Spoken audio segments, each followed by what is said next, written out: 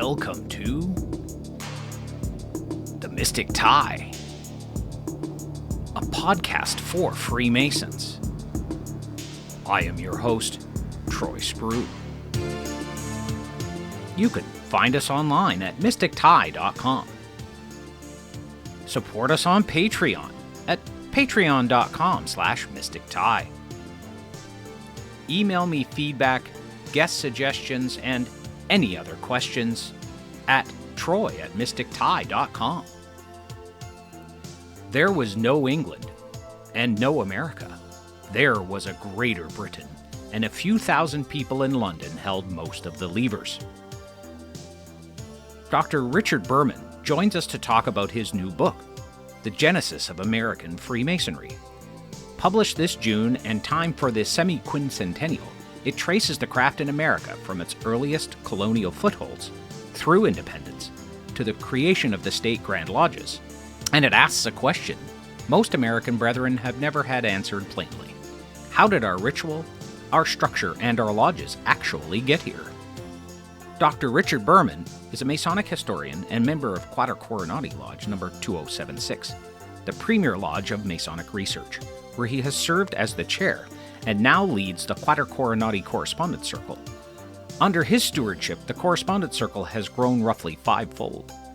He's a past Prestonian lecturer and author of some 10 books across 18 years of research in England, Ireland, and America, including the foundations of modern Freemasonry, Schism, and now the Genesis of American Freemasonry.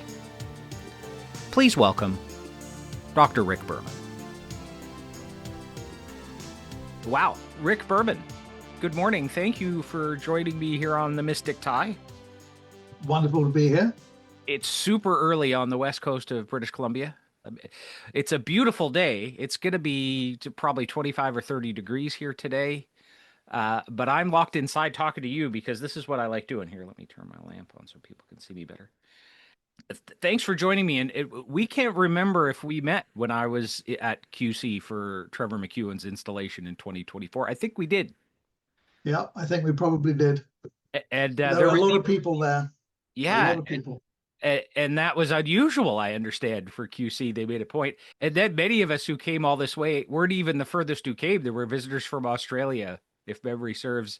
And they were like, oh, man, we were overshadowed by these 30 North Americans that came for Trevor. Well, I think what was unusual was such a large contingent from a single location overseas. We would normally have, I would guess, 3/4 visitors.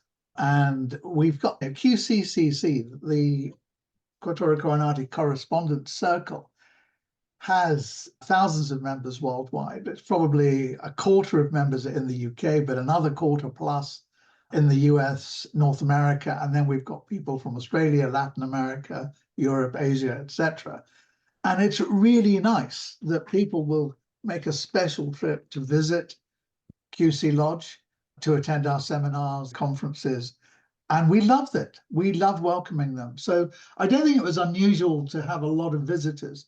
I guess for a really popular talker, for example, Oscar Allain spoke in the first quarter of this year. We had a full house for that. We had guys over from the States, obviously, all around Europe, Australia, etc. So you get a good talker, you get a good subject, and the people, they will come.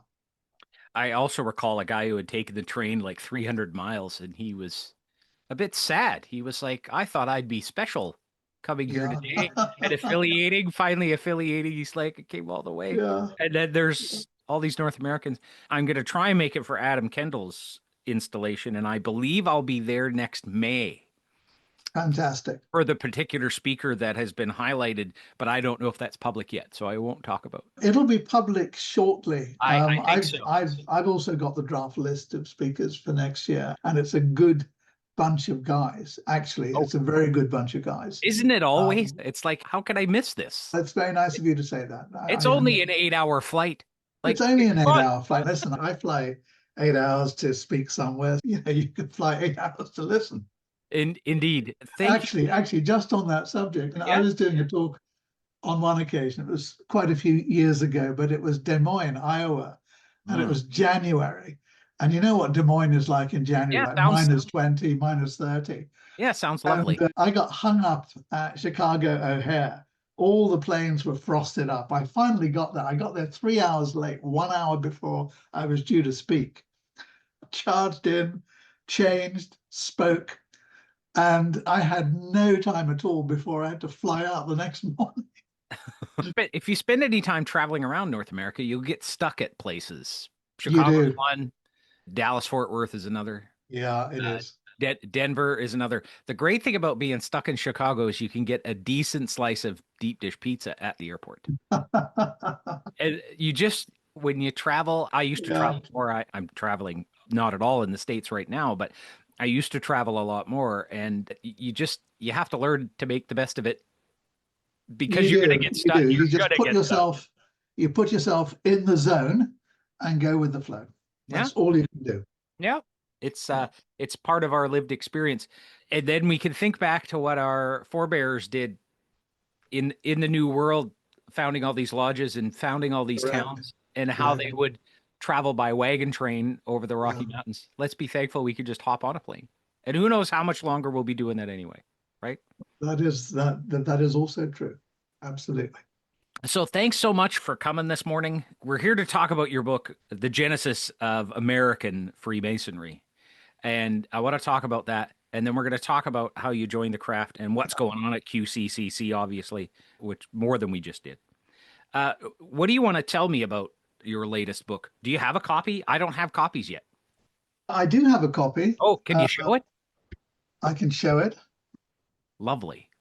Can you see that? Hang on a second. There you go. Yeah, There it there is. you go. Lovely. So that was published at the beginning of June-ish, Yep. and it's now out on all the normal channels, Lewis, McCoy, Amazon, etc. Yep.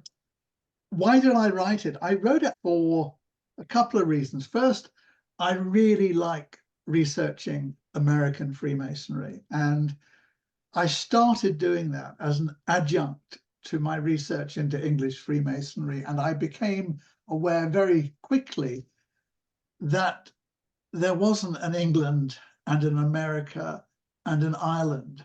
There was a Greater Britain. This was all part of the same organization. Right. And in the early 18th century, because the elites were so limited in numbers, you're talking about a few thousand people in London who basically control most of this stuff.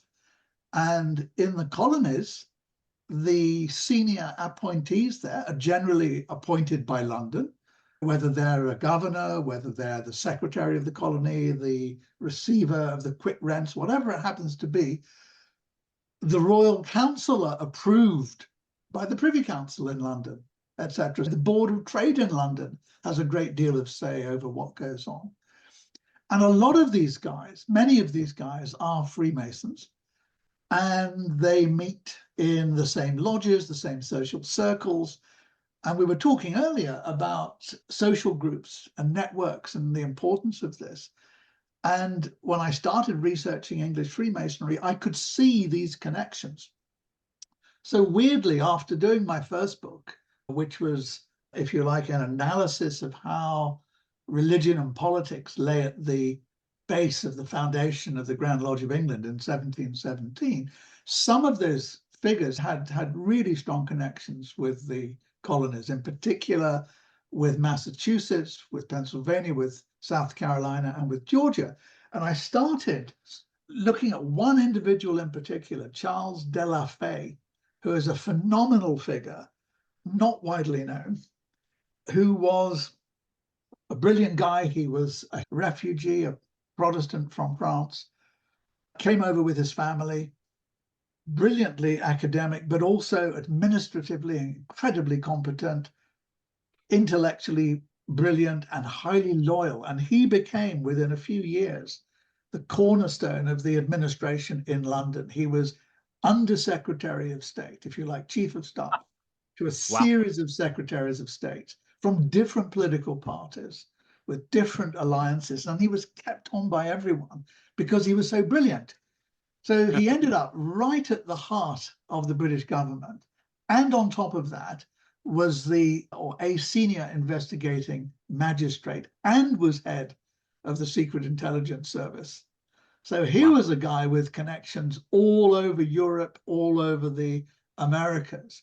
And he had friends and he corresponded. And all of this material is on record.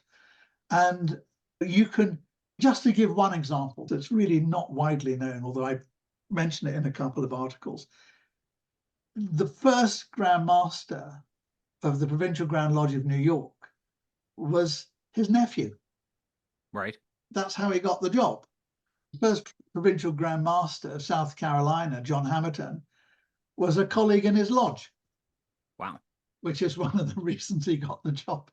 Myriad other examples, but you can trace these connections, and I love doing that. And then you get into how American Freemasonry develops, and it develops differently in different states, different colonies, because they've all got different social structures, economies, etc. Yeah. And it's researching that really I find fascinating. And that was really what drove me to write this book. I'd written histories, Georgia Freemasonry, South Carolina Freemasonry. I'd written histories of the Provincial Grand Masters, and I'd written little papers on Massachusetts and Pennsylvania and so on. And I thought it would be good for the 250th to tie them all together into a single book that tracked the development of Freemasonry in America, really from its foundations, right the way through independence to the creation of the state Grand Lodges, and looked in particular at the impact of migration on America and within America too, and on how American ritual developed, because relatively few American Freemasons have that picture of the development of ritual as a whole. And I thought it was worthwhile outlining it, giving people some insight into what was happening. Fascinating. Thanks for an outline there. Normally, before I do the interviews, I at least become familiar with the content, but I'm just so buried in reading, and I don't have copies of this yet. But I find the subject matter fascinating because in the current, there's a lot of discussion, and we can edit this later if you want. There's a lot of discussion about originalism and original interpretations of what the founding fathers were up to. Yeah, no, and, I'm aware. Right. And this is very, I don't want to say it's politically hot, right? There's a lot of discussion about this idea of originalism. Yes. And I don't think, especially the judicial originalists have any idea what they're talking about. But we as Freemasons might have some idea of what those founders were up to, because in getting together with some guys to hammer out, say, a lodge amalgamation, or hammer out a plan. What are the next several district deputies going to look like in a particular district, right? Yes. These things that you hammer out with your brothers, and there's no one person in charge now, right? This is what was going on, where they were putting together these colonies plus the territories. After armed conflict, they're trying to decide, how are we going to structure this? And everybody's got different ideas. But they came together and they worked it out. And it's never the best plan that one guy had. It's the best set of... it was the least bad. Yeah, it was the compromise. It's the best set of compromises, right? Yeah. Do you... Anything you want to say about that? Okay. Yes. You've got a big blowtorch of a microphone. There is. So let's go back to the book. What I do there is I set out a series of building blocks. So I start off by explaining how, at least in my analysis, how Freemasonry started, going back to the Black Death, looking at the organization of what were religious guilds, what become local trades unions, how they morph into fraternal societies, and then in the early 18th century, how that whole arrangement is hijacked, remolded, repurposed for political and religious reasons, how it becomes a leading edge Enlightenment organization espousing religious tolerance at a time when The Catholics and the Protestants were at each other's necks with long knives when hundreds of thousands were being killed. And that's literal. It's not, it's a literal statement of the truth. So religious tolerance, meritocracy at a time when birth and wealth determined your position in life, and so on. So a series of Enlightenment precepts that are being pushed forward by Freemasons and Freemasonry, which becomes a vector for their transmission. Okay, and that is what's happening among the elites, and that's important, among the elites. And then in the 1740s and 50s, this changes. And I talk about that and how this changes and why this changes. And I explain the difference between the ancients and the moderns, which again is not widely understood. So I explain that in social terms, which is predominantly what it was. It was a social issue that the elite, the gentrified lodges, didn't want to admit more working class or middling people to their organizations. So they set up their own. And the principal driver came through Ireland, where religious tolerance was previously unheard of. And in other books, I talk about that and the rationale for the creation of the Second Grand Lodge and so on. And then this transfers to America. And what is key here, again, something which is not widely understood, is the role of Pennsylvania and Philadelphia in particular in driving the ancient Masonic movement. And this is something which is traveling down the great wagon trails from Philadelphia. And when the Piedmont is full or broadly populated, up over the Blue Ridge Mountains into Tennessee, into Kentucky. And Freemasonry on the frontier is a very different form of Freemasonry to that on the East Coast or with the elites in London. It's a mutually supportive form of Freemasonry. It is something which is fundamental to life on the frontier. And you can see this really obviously in places like Lexington, Kentucky. You go through the list of members of Lodge Number 1, Lexington, and 40% or more of the male population are Masons. Yeah. These are not towns, settlements with a lot of women. These are frontier towns. And the same is true as you push further west. You go into Colorado, you go into Arizona, you go into Montana, you go into Oregon. Freemasonry there as something which is integral to life on the frontier, which provides mutual support, fraternal brotherhood, and again, something which isn't recognized, something that was pointed out to me by Daniel Gardner, the Grand Secretary of the Grand Lodge of Montana, Masonic burial grounds. And as soon as you recognize one, you look in other towns, other settlements, and 10s and 20s and 30s of these. And it was often the first thing that a lodge would do would be to establish a burial ground, because no one wants to die unremembered.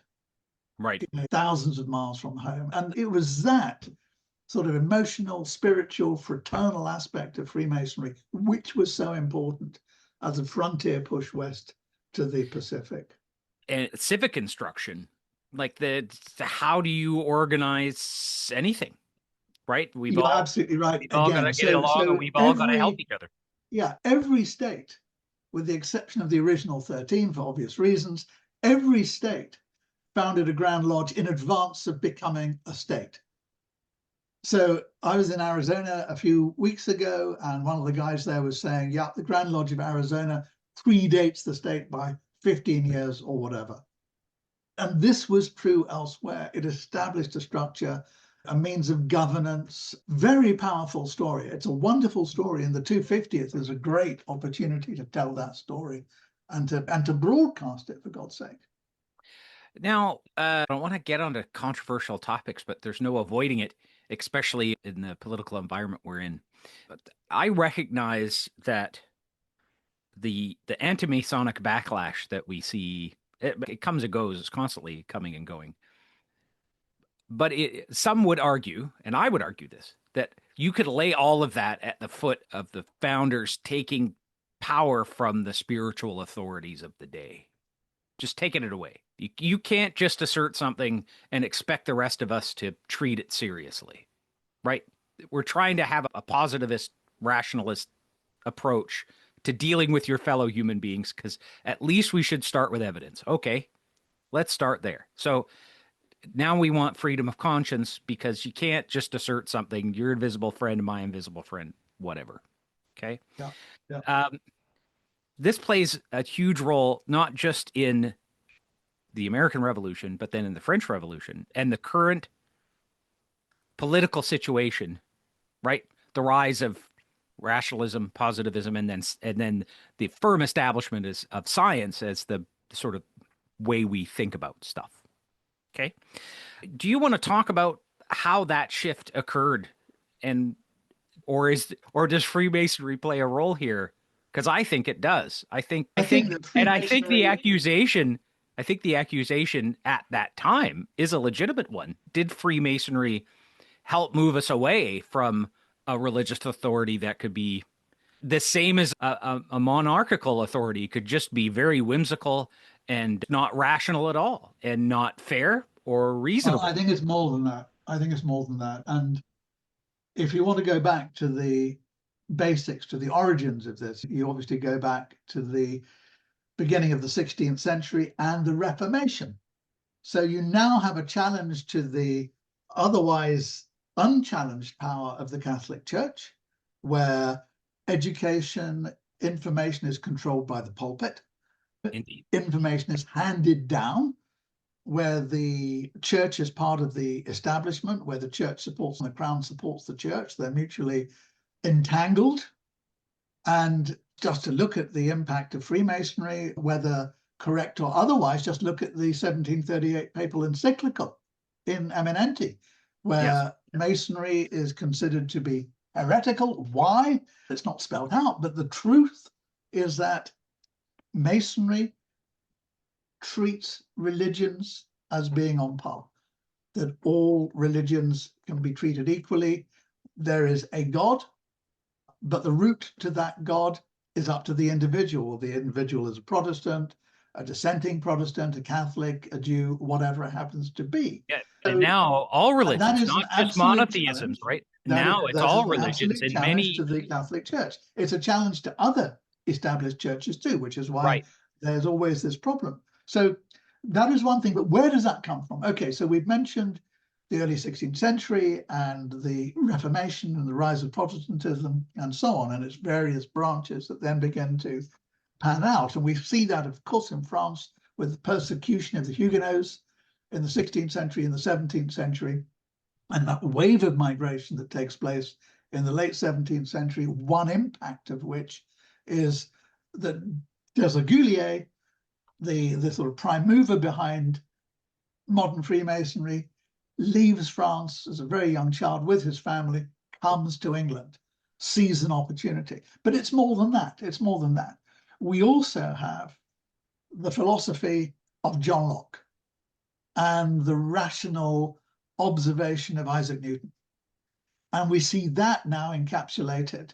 We also have, in 1688, the defenestration of James II and his replacement by William and Mary, and the development for the first time of a constitutional monarchy that abides by parliamentary rule. So all of these things are coming together at the end of the 17th century, beginning of the 18th. Persecution, political change, the rise of constitutionalism, and all of these find a home within Freemasonry, and all of them are expounded upon by Delafaye and Paine in the 1723 constitutions. And those constitutions are the same constitutions that underlie Ahim and Reason and all of the state constitutions in the US.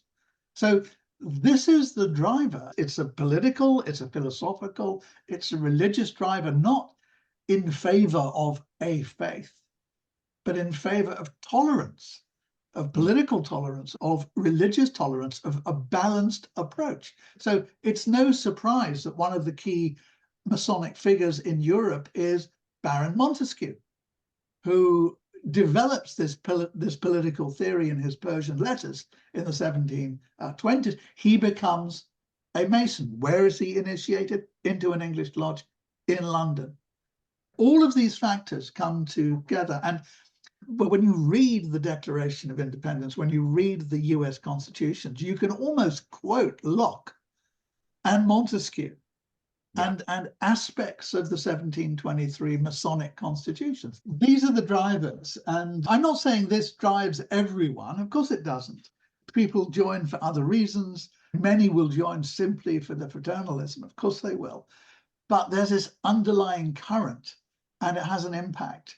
Now, that impact is very strong in the 18th century, and it finds its sort of apogee in America with the Declaration. In Latin America, you see it at the end of the 18th century, beginning of the 19th, with the attempt to throw off the European powers, Spain, Portugal. And I don't think it's a coincidence that some of the leading figures in the independence movements are Masons, and they have Masonic principles, and they've been members of lodges in Europe that are cutting-edge philosophical lodges. And you find that too on both sides of the political spectrum. You do. In You South do. America, You're absolutely especially right. on the Absolutely right. extremes, even, Yeah. they're still like, here's a rationalist, humanist approach to this very extreme version of politics, because they're still, at their heart, they're Freemasons, right? No, that's absolutely right. They have shared ideas. And one of the things we've moved away from, unfortunately, in a wider societal context, is the idea of being tolerant of other people's views. Right. Being able to argue, but without being vindictive. Being able to discuss without having to shout and scream.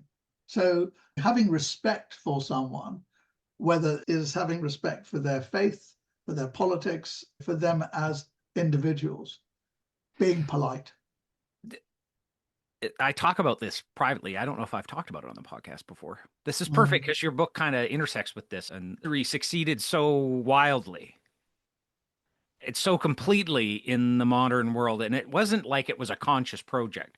There again, there are forces on the other side of the argument that would point fingers and be like, oh, it's just elitist, or it's this, or it's what's a conspiracy. It was a conspiracy to treat all people as equals. Right. Let's deal with each other with evidence as opposed to just accusation. But we succeeded so wildly. At one time, I like quoting this statistic in North America, and this comes from Join or Die, the Bowling Alone. Can't remember the author's name right now. In the 1920s and 30s, a third of American adults, not men, adults, were members of a fraternal organization. Right. And if you want to see what's going on in North America, look around at the bowling leagues, the union halls, the fraternal offices, and everybody belongs to multiple. You don't just join, you join several. We succeeded to such an extent that we all took it all for granted. And now that I think what was just a disinterested sort of casual collapse, I think it's over. Hopefully it's over. At least it's over in this part of the world that I'm in. I'm hoping that we could get reestablished and try to get this back into our civic institutions. Anyway, but do you want to talk a bit about that? Like how Freemasonic a world it was, and now we're seeing all of this difficulty pulling. I am asked on countless occasions, what is the future of Freemasonry? What are my thoughts on it? And I normally respond as a historian by talking about periods when Masonry was successful, aspirational, people wanted to be members, and then periods where that was the opposite of the case. And that can turn on a dime. To the extent that in the 1720s and 1730s, it was wonderfully aspirational, vastly growth-oriented, and then in the 1740s, it all collapsed. Why? And I think the answer, which is applicable to Freemasonry pretty much anywhere and contemporarily, is relevance. It has to have relevance to its members. Leadership has to be on the front foot. Aspiration, people want to become members. It's an organization with an image, with a brand that is positive, that is constructive, other things too. But if you focus on those three, I think you have the answer, that the organization needs to be relevant for the 21st century. That means reconsidering. It needs leaders. And again, you look at the success of Masonry in the 1720s, in the 1800s, whenever. And when it achieves success, it has leaders who stand on the front foot, who stand up there, who display their Masonry as part of who they are and the benefits that Masonry can bring to society as well as to the individuals. So that dynamic in many countries is lost. Can it be rediscovered? Yes, of course it can. And we've seen evidence of this throughout history. But it's that willingness of leadership to challenge complacency, to move forward, to stand up, that will make a huge difference. And for individuals in the same way. It was the case right the way through to the 20th century that people would publicize the fact that there were lodge meetings, and those attending would be in the press, and they'd have photographs, and a new public building, a new civic structure was built. The cornerstone would be laid in a Masonic ceremony. And I've seen pictures of this happening throughout the West in America, on the frontiers. New towns halls are built. There are the Masons laying the cornerstone. It's in the press, front page. And of course, if you're a Mason, you're proud. And if you're not a Mason, you think, wow, I want to do that. Right. It was a civic celebration that we don't get very many chances to do anymore. We're laying a cornerstone in September. We had a conspiracy theorist burn down one building and gut another building, and try to set fire to another building. One of those three, the gutted building, is going to get its cornerstone replaced because it was a forester's hall when we bought it, and we never had a cornerstone. In rebuilding it, we're going to get a chance to lay a cornerstone. Fantastic. And we're going to make a big deal of it for us, but it will be quite a spectacle, I believe. As it should be. In fact, I know that in Philadelphia, they're reconstructing the Tun Tavern as a means of celebrating not only the founding of the US Marine Force, which it was their first location, but also, of course, the Masonic Lodge, St. John's Lodge, that met there, first lodge in Philadelphia. And I know that they are going to have a Masonic stone laying service with the cornerstone laid in a Masonic ceremony. And I think it'll be wonderful. Yeah. And I think we should be waving the flag as much as we can when these things happen. Actually, you look back at history, Washington with the cornerstone of the Capitol building, Revere, the cornerstone of the Massachusetts State House. And my favorite, actually, is General William Richardson Davie laying the cornerstone of the first public university in the United States, which was UNC at Chapel Hill, North Carolina, fully Masonic ceremony. And it was those ceremonies set a pattern, set the scene, put Masonry at the heart of the communities, literally cementing in their influence, their importance, their support for these institutions. Yeah. And evidence that it's always been a conspiracy to get people to think for themselves and better themselves, isn't it? Especially the university. What's more Masonic than getting people to pursue higher education? I mean, this is so true. Self-improvement through education is embedded in Masonic ritual in the second degree. It is all about self-improvement through education, the heavenly paths of science. Yes, and I want to point this out for the detractors too. Not that any have listened this far in, but there's a point in one of our degree ceremonies where we strongly exhort the candidate to a serious study of their volume of sacred law. And I think much of the religious noise would be quieted down by people actually cracking open their own holy book and having some familiarity with what's in there. So they can't just be whipped into a froth by some politically motivated minister. Because that just enrages me when I hear people misquoting. It doesn't matter which holy book it is to me, but people who want to misquote it or use it for political ends, that makes me mad. Anyway, yeah. If you don't like that, You're also in league with the Freemasons. Anyway, that's enough politics for today, Rick. I'm really looking forward to reading your book, especially now. I appreciate you doing the historical work of casting the founders in a particular light because many of them were Freemasons and had an interest in this secularizing humanist project.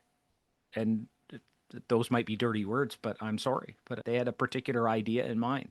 And I think it's been Even wildly those who successful. weren't, even those who weren't Freemasons were still influenced by the same ideas and Sure. came into contact with Masons and were influenced by them. So yeah, it is this approach. One can argue, and one should argue, that Masons are far from perfect. And I mean, I make this point, of course, when talking about slavery, because virtually every provincial Grand Master was a slave owner. Many of the founding fathers were slave owners. Slavery was, again, a foundation on which Southern society was built. If it wasn't for the wealth that slavery created on the backs of the slaves, there wouldn't be Freemasonry in the South. It was an expensive exercise, and if they couldn't afford it, the classic case is Georgia. So Georgia has a lodge at Savannah, and it virtually disappears because Georgia's economy cannot compete with that of South Carolina. South Carolina, slave colony. Georgia, slavery is prohibited. It's only when slavery is permitted in the 1740s, early 1750s, that the economy recovers and suddenly Freemasonry flowers in Georgia because they've got the money, they've got the wealth. It's built on the back of the slave economy. So, you know, you can talk about this. And of course, that fracture runs straight the way through American society, obviously right the way up to the Civil War and then beyond it. Yeah. And in many, it's still there. There's still discussion and argument. Yeah.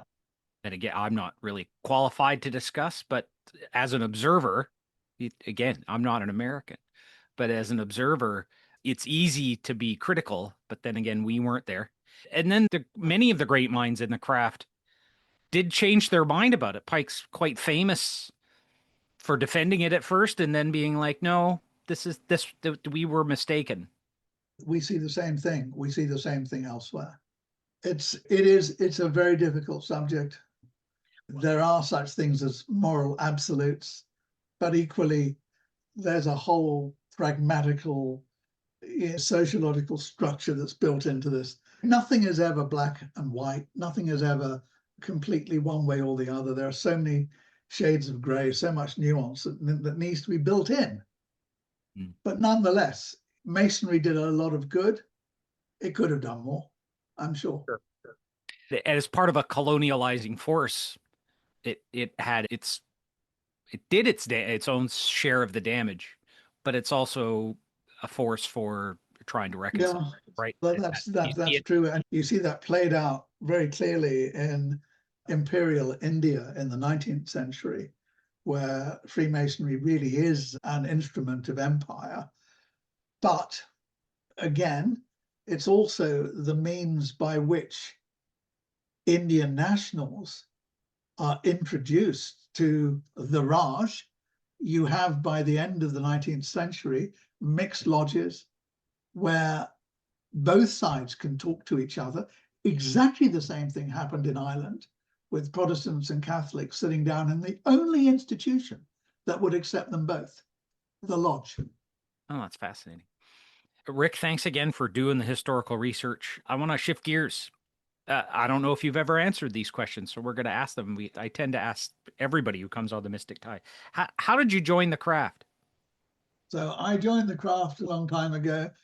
My grandparents were both members on my mother and on my father's side, were both Masons. My father wasn't, but I was interested to see what they were doing, and so I became a Mason at 21.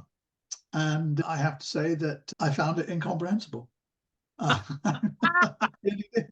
Quite incomprehensible. And after a couple of years, when no one explained to me what was going on or why we were doing what we were doing, I drifted away. And then work took me away. I spent a lot of time traveling around the world for work purposes. And then around 20 years further on, roughly speaking, a work colleague asked me whether I would, he first asked me in a roundabout way, am I a Freemason? Are you on the square? So I said, are you asking me if I'm a Mason? I said, yes, I'm not current with my dues, but I don't attend. And he said, do you want to come to my lodge? And it was round the corner, and it was a great lodge. I'm still a member. And I got back into it, if you will. And I went through all the offices, went through the chair. By that point, I was getting interested in Masonic history. And I joined a research lodge, went through the chair there, and then joined another research lodge, Cultura Coronati, and went through the chair there. And by this time, I had decided to go back into academia and to do a doctorate. And because I couldn't find any books on the subject, I decided I would write a history of the origins of English Freemasonry, which is what I did. And that was what launched pretty much 18 years of subsequent research, historical research in England, Ireland, and America, and probably 10 books on the subject, and God knows how many papers and talks around the world. But that was what got me into it. And I think looking back, as someone who had no understanding, I had no connection with Freemasonry, no one explained it to me. And I think that's true of so many, not only younger Masons, but older Masons too. There's no connection. You can build friendships, of course you can, and that will keep you in the lodge. But having a real connection with Masonry itself is difficult if you don't understand it. So I've tried to produce books and talks which are accessible, which people can read or can listen to and understand what the history is, why we do what we do, putting it in a context. And I find that really valuable. I think other people, from the feedback I've got, find it valuable. And I would like to continue to do more of that as part of my Masonry. I want to point out that, because I point this out as often as I can, you joined a lodge and you might not have clicked in that first lodge, but you tried somewhere else. If to those who have been initiated but drifted away, Yeah, you just got to find the right group of people. Sometimes your face don't fit. It's like a workplace exactly. or a sports team. Sometimes Yeah, you just don't fit. But when you fit, exactly correct. when you No, find the right, exactly right. Exactly right. when you find So the now you right can be 20 with a really faces. nice bunch of guys and the whole thing changes. The whole Yep. thing becomes an experience that you gain from on all sorts of levels. Yeah. Thanks for that. That's now we talk a lot about esotericism over here. I had David Harrison a Yeah, while ago, and he told a yeah, story similar to yours. He get involved in the craft, but he's esoterically leading, right? His first lodge yeah, was like, nah, this is a bit strange. And then he gets further into it, and then there's no proper history, so I should write some of that down. yeah. And he gets a PhD for it. Uh, I find it interesting, the similar arc. Your involvement at QC, how did that go that you got so involved at Quater Coronati? Obviously a huge mistake. It's a warning to those joining the craft that when you're like, somebody should do X. I told the story the other day about the Esotericism Yeah, and Freemasonry conference. I was with Ken Lane at the MRF, the Masonic Restoration Foundation yeah, meeting yeah, here. And I think I said to him, just casually said to him, somebody should start a conference. We should like the Esoteric Book Conference, but for Freemasons here in yeah. Seattle. We should do it here, like out west here. And he's like, that's a good idea. Somebody should do that. Did it because any good idea you come up with, you could try and give it to somebody else, but usually it's you that ends up doing it, right? I'm hoping that over the next few years, I can identify one or more people who can take over some of the responsibility of running QCCC. Essentially, QCCC was in a bit of a cul-de-sac, wasn't going anywhere, it was losing members. And one of the key reasons for that was that the interaction with members was appalling. The website was terrible, database management, subscription management was all the nuts and bolts Yep. were falling apart or rusty. And it struck me that what we needed was someone to just get a grip. And I said I'd do it. And we rebuilt the website. We outsourced the subscription management and administration. And tried to give people what we thought they would want, which is international talks, international seminars, papers that are interesting, speakers who are good, that you want to listen to, not fall asleep to. And that has been impactful. And we have had, since the time I took over, which is, I don't know, 10 years or so back now, might be longer, but let's say 10 years, membership has gone up by about 500%. Wow. Yeah. And membership in the lodge itself, and the people that have been asked, and the people that are Yeah. getting involved, like the reach Yeah. is a little further afield now, would you say? Yeah, we do. We reach further afield, and I hope we'll continue to reach further afield as time goes by. We are a small lodge. Sure. 1/3 of the members are pretty ancient, like many lodges, and therefore don't turn up all that frequently. 1/3 live overseas Right. and come periodically, but not all the time for obvious reasons. It costs a lot. And 1/3 generally turn up. Yeah.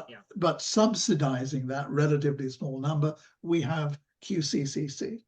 So, we have correspondent circle members from around the world coming when we do conferences, and we always try and do conferences and seminars, not just in the UK, but also internationally. We will have 200 to 300 people turning up for some serious discussion, drinking, all the good things, all the Yes. good things. I've experienced it. It's With a wonderful. like frame of mind. Yeah. Yeah. I remember sitting across from the Huguenot rooms at a little pub there, not the Freemasons Arms and not the other one that's there, a different pub. And I was looking around. I don't want to drop the names of the 4 guys I was sitting with, but I was just like, what am I doing here? You know what I mean? And we were the stuff we were talking about. I was like, I'm not up to this level yet, and I got to go home and up my game anyway. That's the kind of stuff you have when you go to a QC meeting, and I would highly recommend it. Talking to Alex Rofela yesterday, and Sriya has started a Masonic periodical. Here, I've got it here. Hang on. I don't know if you've seen this yet. I can recommend it. It's only 65, 70 pages, and it's beautifully produced. But I was like, why would you start a periodical? That's just creating a whole whack of work for yourself on a commitment. Now, you've been doing it. You've been running the proceedings and the correspondence circle 10 years, you said? You have advice for people who want to start a periodical of any kind? Other than don't. Other advice than that. We have a team of people who operate AQC. So we have an editor, we have an editorial committee, we have a proofreader, we have a publisher. So it's not one guy on his own doing everything. I think that's the key part. You couldn't possibly do it all on your own. Although I've got to say, when you look at the way Herodom is run, a lot of weight falls on Adam Kendall and Chris Rulli, and it's a tough job. Yeah, fraternal review. And if you look at Philalethes, it's 90% Shawnaya. So I think, starting a new periodical is really difficult when you see so many of them folding. Yeah. And they do fold. And that's a great shame. You might have enough articles to populate the first couple of issues, 3 issues. But keeping that going, keeping the quality is really difficult. And unless you do it as an online exercise, it's also quite expensive. I've got to say, it's very expensive. Distribution, mailing costs, printing costs, etc. Yeah. And if it's multicolored, my God, it's expensive. Yes, the Rosicrucian, I think Martin had a lot to do with them doing this. Yeah. But the guy who put it together, again, brilliant. And occult periodicals and esoteric periodicals have seen a resurgence in the early part of the new millennium, and they've died off again. But it's the kind of thing where you see 4 or 5 issues and then it just kind of peters out. It's like you say, it's hard to keep the momentum. You have to have a whole team or even a whole research lodge that people want to be clamoring for to get their stuff published. I think one of the problems with esotericism is that too often it can fall into the trap of, I think this, as opposed to the evidence for this is as follows. And it's a toughie, and particularly when you get into Freemasonry, because a lot of the Masonic experience, particularly with the Orients, is very personal. There are differences in Freemasonry as there are in the Protestant and the Catholic faith, between sort of high church and low church. Yeah. They both have a belief in God, but the way they approach it is completely different. Oh, sure. Yeah, that the esotericism, the academic study of which has come out of nowhere in the last 40 years. Yeah, no, that is true. And actually, there are some very interesting academics who have researched it in a very bona fide way. Yeah, and that's citing their sources Yeah, back to exactly. original sources. And there's been more and more old That's right. manuscripts get published. And despite Exactly right. despite the effort to suppress all of that Yeah. stuff, it didn't succeed. So that's good for those of us who are interested in these sorts of things. Sure. And again, Freemasonry isn't that, but when you study esotericism, none of the stuff that you get into in esoteric practice is Freemasonry necessarily. But when you get to study it, so many Freemasons were influential, especially in like tarot or occult orders that existed, right? Again, it's not Freemasonry, but there's just so much Masonic influence. Speaking of the periodical, what have you guys got coming up that you want to maybe tease or talk a little bit about that's coming up in I think your in the next few weeks, for anyone on the West Coast, I'm giving a talk together with John Cooper and Susan Summers on different subjects connected with the Declaration and the semiquincentennial. That's in Sacramento. Details on the Quattuora Coronati website. Do a click through. Tickets available. What day is that? What day is that? That is and I'm going to have to look at it. In fact, I can tell you, it's the 8th of August. It's Saturday, the 8th of August. That's at Sacramento. This will be out well before Rite then. Building. This will be out well before then. Yeah, I've got another talk actually, but that will be unavailable to your listeners. I suspect it's in Philadelphia in a week's time. Nah, I don't have as much East Coast reach, but I'll put it up. No, I think sticking to the West Coast, Sacramento, if they have an opportunity to turn up, the meeting starts at 10, finishes about 4. You can stay over if you want. But yeah, 3 good speakers plus lunch, masses of car parking, and it should be a good weekend actually. Yeah, excellent. The other thing I will mention simply, and it's a heads up for what is a year away, we are going to be doing a big conference in Cambridge, England, early September 2027. It's been a good couple of years since we've done one, and they're always good. You're staying in an ancient college right in the heart of Cambridge, right on the Cam, beautiful stretch of river.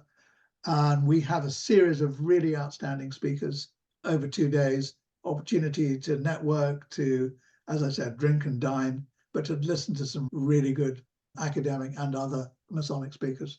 Wow. So that, plus, of course, we've got all of the QC stuff. And I would guess that members of QC Lodge and our friends are probably talking at least once or twice a month somewhere around the world. Yeah. Wonderful. And have you got any other publications in the works that you want to talk about coming up later?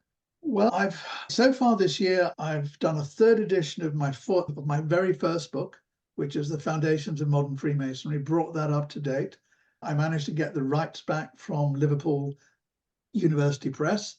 Wow. So I've reissued it in a much cheaper format because as an academic publisher, they are looking to sell generally $50, $55 a copy.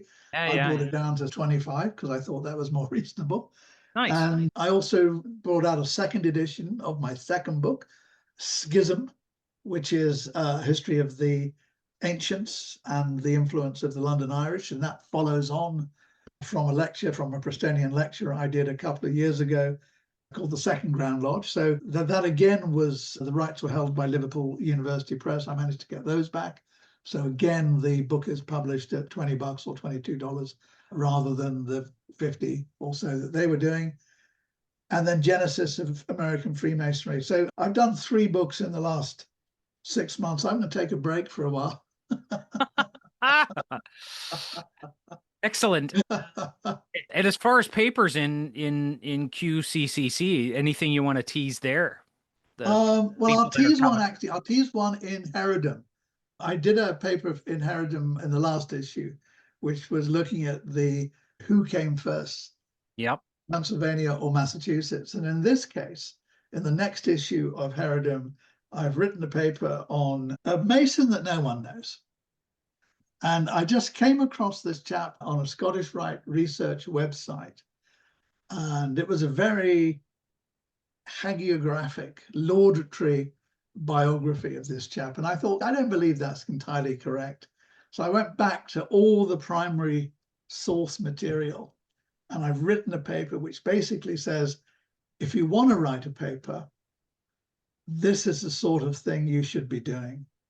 And I went through each of the points that were out there on the web, and I analyzed them. Were they correct? Were they not correct, etc. So it's a biography of this particular guy.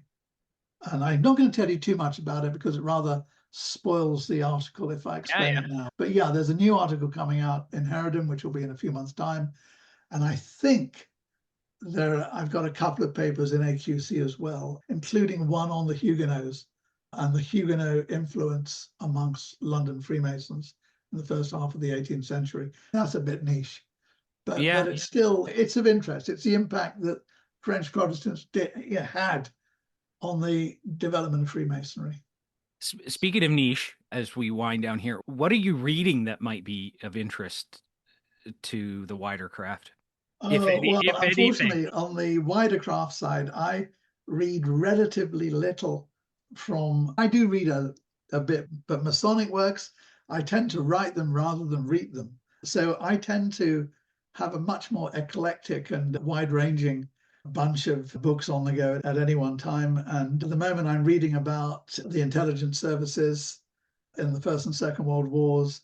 I'm reading about the revolutionary movements in the 1960s and 1970s, the Red Army faction, the Red Brigade, the Angry Brigade, the Weathermen, just looking at 60s counterculture, because all of these things have an impact. All of these things are about control and rebellion.